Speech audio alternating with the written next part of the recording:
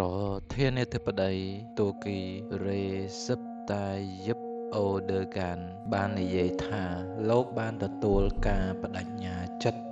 ពីប្រធានាធិបតីអាមេរិកលោកដុលណាល់ត្រាំដែលអាចអនុញ្ញាតឲ្យប្រទេសទូគីទិញយន្តហោះចម្បាំង S-35 ដែលផលិតដោយសហរដ្ឋអាមេរិកយន្តហោះ S-35 ត្រូវបានគេចាត់ទុកថាជាយន្តហោះយោធាដ៏ទំនើបបំផុតនិងមានតម្លៃយុទ្ធសាស្ត្រខ្ពស់បំផុតមួយនៅក្នុងពិភពលោកទោះជាយ៉ាងណាមិនមែនគ្រប់ភាគីទាំងអស់សប្បាយចិត្តចំពោះលទ្ធភាពដែលទូគីអាចទទួលបានយន្តហោះនេះនោះទេនាយករដ្ឋមន្ត្រីអ៊ីស្រាអែលបេនចាមីននេនតាន់យ៉ាហ៊ូបានបង្ហាញការព្រួយបារម្ភថាការលក់យន្តហោះបំបាំងកាយ S-35 ទៅឲ្យទូគីអាចបំផ្លាញតុល្យភាពអំណាចនៅក្នុងតំបន់មជ្ឈិមបូព៌ាជាមួយគ្នានេះលោកដឺដូកានកំពុងស្វាគមន៍ការវិវត្តន៍ថ្មីមួយដែលអាចនាំឲ្យមានការបន្ធូរបន្ថយទណ្ឌកម្មរបស់សហរដ្ឋអាមេរិកដែលត្រូវបានដាក់ទណ្ឌកម្មលើភាគីរុស្ស៊ីលើទួរគីបន្ទាប់ពីទីក្រុងអង្ការ៉ាបានទិញប្រព័ន្ធការពារដែនអាកាស S-400 ពីរុស្ស៊ីលោកអឺដូកានបានថ្លែងថាយើងបានទទួលការបដិញ្ញាចិត្តមួយទាក់ទងនឹងការប្រគល់យន្តហោះលោកប្រធានាធិបតីដូណាល់ត្រាំបានផ្ដល់ការធានាដាច់ដោយឡែកមួយដល់យើងផងដែរក្នុងកិច្ចប្រជុំកំពូលថ្នាក់ដឹកនាំយើងបានពិភាក្សាបញ្ហានេះក្នុងបរិយាកាសវិជ្ជមាននិងផ្ដោតលើអនាគតលោកដុលណាល់ត្រាំតែងតែរក្សាការសន្យារបស់លោកដើម្បីយល់កាន់តែច្បាស់អំពីសារៈសំខាន់នៃការវិវត្តន៍នេះអ្នកជំនាញផ្នែកនយោបាយការបរទេស Aaron Strand បានពន្យល់ថាទួរគីនៅមិនទាន់បំពេញលក្ខខណ្ឌទាំងអស់ដែលចាំបាច់សម្រាប់ការលើកទណ្ឌកម្មនៅឡើយទេលោកបានបន្ថែមថាទោះបីជារដ្ឋបាលរបស់លោកដុលណាល់ត្រាំចង់លើកលែងទណ្ឌកម្មលក្ខខណ្ឌមួយចំនួនក៏ដោយប៉ុន្តែអាចប្រឈមនឹងការប្រឆាំងពីសភាសហរដ្ឋអាមេរិកដែលជាស្ថាប័នអនុម័តទណ្ឌកម្មទាំងនោះតាំងពីដំបូង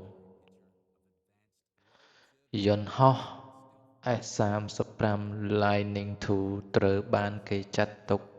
ថាជាកុំព្យូទ័រយក្សហោះហើរជាយន្តហោះចម្បាំងធម្មតាដោយសារតែវាមានសមត្ថភាពរួមបញ្ចូលទិន្នន័យពីប្រព័ន្ធចាប់សញ្ញាជាច្រើនបច្ចេកវិទ្យាបំបាំងកាយនិងសមត្ថភាពសង្គ្រាមអេឡិចត្រូនិកដ៏ទំនើបទួរគីក៏ធ្លាប់ជាសមាជិកដើមមួយនៃកម្មវិធីអភិវឌ្ឍន៍ S-35 ហើយបានចូលរួមវិនិយោគក្នុងគម្រោងនេះប៉ុន្តែប្រទេសនេះត្រូវបានដកចេញពីកម្មវិធីបន្ទាប់ពីទិញប្រព័ន្ធដែនអាកាស S-400 ពីរុស្ស៊ីយោងតាមលោក Strand ប្រសិនបើទណ្ឌកម្មត្រូវបានដាក់ចេញនៅពេលអនាគតទួរគីអាចមានសិទ្ធិទិញយន្តហោះចម្បាំង S-35 ប៉ុន្តែការវិលត្រឡប់ទៅចូលរួមក្នុងការផលិតយន្តហោះនេះគឺជាបញ្ហាផ្សេងមួយទៀត ការព្រួយបារម្ភរបស់អ៊ីស្រាអែលកើតឡើងពីការផ្លាស់ប្ដូរគោលនយោបាយការបរទេសរបស់ទួរគីក្នុងរយៈពេលប៉ុន្មានឆ្នាំចុងក្រោយនេះ ខណៈដែលអ៊ីស្រាអែលធ្លាប់គាំទ្រប្រទេសទួរគីក្នុងកម្មវិធី F-35 កាលពីដើមទសវត្សរ៍ឆ្នាំ2000 ឥឡូវនេះអ៊ីស្រាអែលបានប្រឆាំងយ៉ាងសកម្មចំពោះការលក់យន្តហោះទៅឱ្យអង្ការ៉ាប៉ុស្តិ៍ទស្សនកិច្ចរបស់ទួរគីការគំរាមកំហែងសន្តិសុខសំខាន់រួមមានប្រទេសក្រិកនិងរុស្ស៊ីក្រិកគ្រោងនឹងក្លាយជាប្រទេសប្រតិបត្តិការយន្តហោះ F-35 នៅពេលអនាគតដែលធ្វើឱ្យទួរគីព្រួយបារម្ភអំពីតុល្យភាពយោធានៅក្នុងតំបន់អាហ្គែនក្នុងពេលជាមួយគ្នាទួរគីនៅតែជាសមាជិកអង្គការ NATO ហើយយន្តហោះ S-35 ត្រូវបានរំពឹងថានឹងក្លាយជាស្នូលកម្លាំងអាកាសរបស់ NATO សម្រាប់រយៈពេលជាច្រើនទសវត្សរ៍ខាងមុខ លោក Stearns ក៏បានបញ្ជាក់ថាប្រសិនបើកិច្ចព្រមព្រៀងនេះកើតឡើងពិតប្រាកដវានឹងជួយធ្វើទំនើបកម្មកងទ័ពអាកាសរបស់ទួរគីដែលកំពុងប្រឈមនឹងបញ្ហាយន្តហោះចាស់ៗទោះជាយ៉ាងណាដំណើរការនេះអាចចំណាយពេលជាច្រើនឆ្នាំមុនពេលយន្តហោះ S-35 ដំបូងត្រូវបានប្រគល់ជូនជារួមលោក Stearns យល់ឃើញថាលោក